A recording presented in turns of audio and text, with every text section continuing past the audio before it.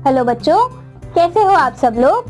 आज हम पढ़ने जा रहे हैं पाठ 4 पंडित जी का स्वप्न। पाठ परिचय। हमारी तरह पक्षी भी स्वतंत्र जीवन जीना चाहते हैं। उन्हें पिंजरे में बंद रहना अच्छा नहीं लगता। वे खुले आकाश में उड़ने और अपना भोजन स्वयं तलाशने में खुशी महसूस करते हैं। आइए ऐसे ही एक पशु की मनोकामना जानते हैं। पंडित राम प्रसाद कथा वाचन कर अपने घर लौट रहे थे। रास्ते में बड़ा बाजार पड़ता है।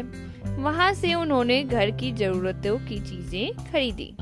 बाजार में उन्होंने देखा एक व्यक्ति सुंदर सुंदर पक्षी बेच रहा है। वह पक्षी बेचने वाले के पास गए और एक तोता खरीद लिया जो राम राम कहता था।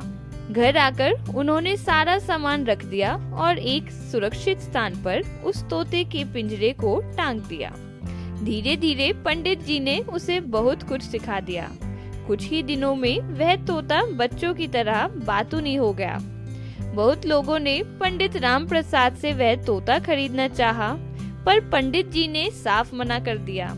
एक रात पंडित जी ने स्वप्न में देखा कि तोता उनसे विनम्र पूर्वक कह रहा था, पंडित जी, आपने मुझे क्यों कैद कर रखा है?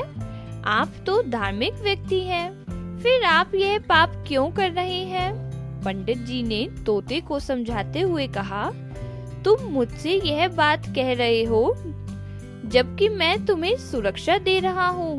क्या तुमने यही बात उस व्यक्ति से कही थी जिसने तुम्हें पकड़ा था और मुझे बेच दिया? तोते ने कहा, पंडित जी, पंछी पकड़कर उसे बेचना ही उसकी जीविका का साधन है। वह यदि मेरी बात मानता तो फिर पंछी पकड़ता ही क्यों? फिर उसके परिवार का गुजारा कैसे होता? वह तो अपनी मजबूरी के कारण पंछी पकड़ता है, लेकिन आपकी तो यह मजबूरी नहीं। फिर आपने मुझे क्यों कैद कर रखा है? मैं तो आपके मनोरंजन का साधन बनकर रह गया हूँ। पंडित जी ने उसे समझाया, मैं तुम्हें इसी समय स्वतंत्र कर देता हूँ। मैंने तुम्हें अपने मनोरंजन के लिए नहीं रखा है, लेकिन यदि कोई पंछी तुम्हें मार डालेगा तो मुझे बेहद दुख होगा।